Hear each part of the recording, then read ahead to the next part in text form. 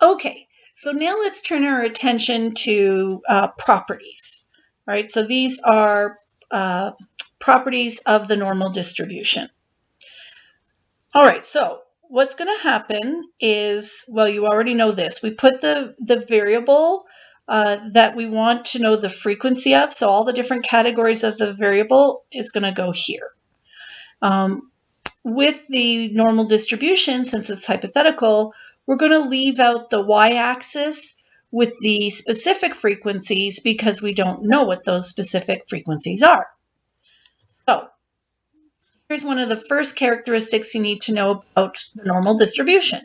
And this kind of, well, it's not a do or die for all of the statistics class, but if you don't know this property, you can make some pretty serious mistakes. First of all, so this property is saying that whatever variable you put here, it must be this variable must be an interval or ratio scale variable. So we can put things like height because that's ratio. We could put weight, we could put mass, length, volume, anything that is a ratio variable or interval could be plotted here. Interval, we could do something like IQ scores or extroversion scores. These human-made tests would be considered interval. All right, so again, this variable that you're plotting on the x-axis must be interval or ratio. You cannot plot something like ice cream flavors on the x-axis because we can always change the order of the flavors around. All right, similarly, you would not plot an ordinal variable on the x-axis here. It has to be interval or ratio. So if you're struggling still with understanding what is nominal, ordinal, interval, ratio, now would be a good time to let us know that so we can help you, okay? All right, another property is that this distribution is symmetrical. What that means is if we were to fold it in half down the middle here, this half would be a mirror image of this half. It is perfectly symmetrical. All right, so again, fold it down the middle. This half on the left is perfectly mirrored on the right. That's what we mean by symmetrical. Another property is that scores go from negative infinity, so scores on the x-axis, scores go from negative infinity to positive infinity. Now, remember, this is a hypothetical distribution. So hypothetically, it can go from negative infinity to positive infinity.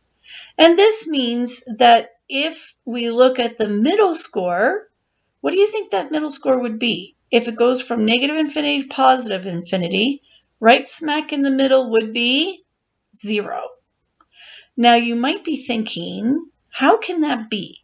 Because if we're plotting height, certainly, we can't have negative heights of people, and nobody alive has 0 height. So how is it that we can have scores that are even negative, let alone going to negative infinity? And the answer is, it has to do with mathematical magic. So I can take somebody's, a population. I can take their heights and I can perform a mathematical computation of their heights, and now I can make it so that there are negative heights. The negative values would just mean that anybody who has a negative height, they're below the average. And if you have a positive height, then it means you're above average. So below average, above average. And I do that using mathematical magic. Now, we're going to do some of that mathematical magic a little later on in the course. But again, for the most part, we're not going to do this by hand. There will be a little bit of hand calculations, but only those I can do in my head, which means we're going to be using numbers like 1, 2, 3. All right, nothing complicated.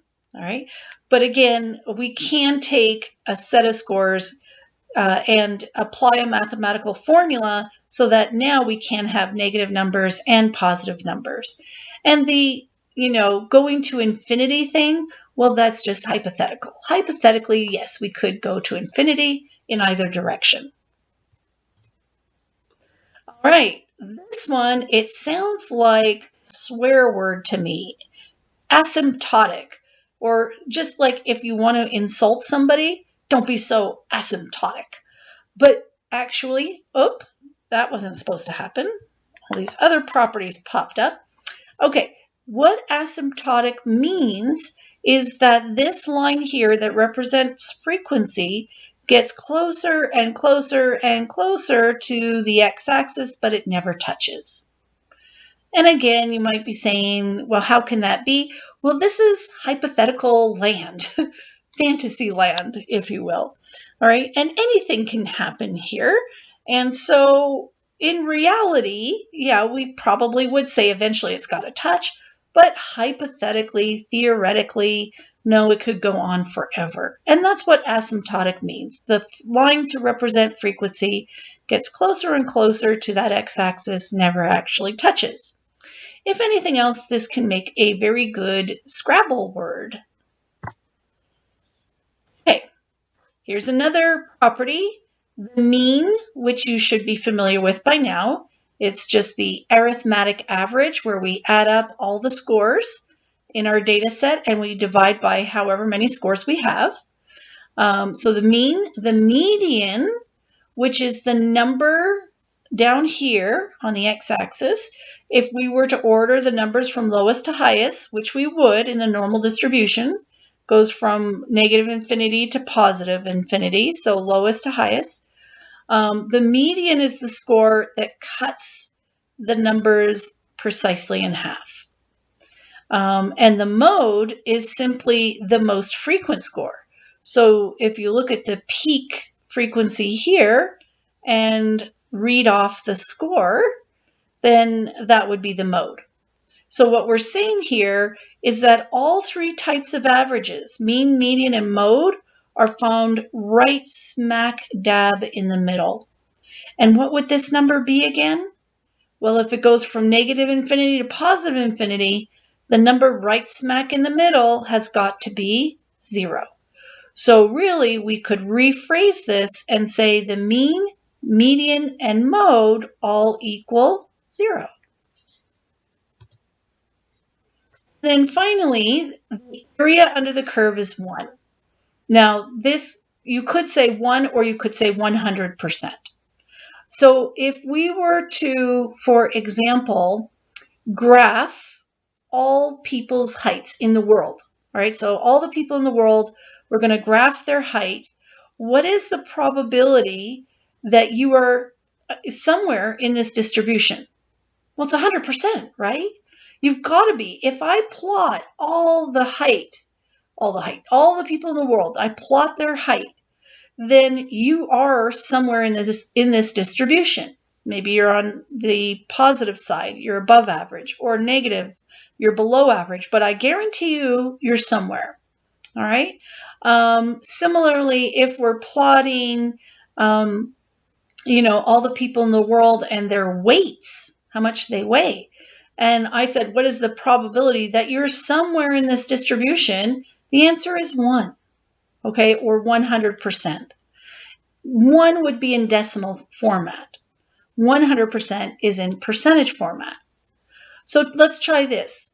If I said, this is representing everybody in the world, okay, and let's say it's their height, and I pull out one person randomly from the population, okay, so I'm blindfolded, I reach in and I pluck somebody out.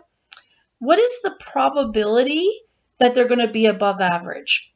Well, remember that this distribution is symmetrical, right? So if I said, what is the probability that they're above average, then you would say, okay, so they're somewhere here on this right side where all the positive scores are. So half of the distribution would be 50%. Or you could say 0.5. Similarly, if I ask the question, what is the probability that they're below average? Well, again, draw in your mind a line that cuts this distribution in half. So what is this part of the distribution? What is the probability of being here? All right, and the answer is 0.5 or 50%. And so what we're doing when we're calculating probabilities, what is the probability that you're anywhere?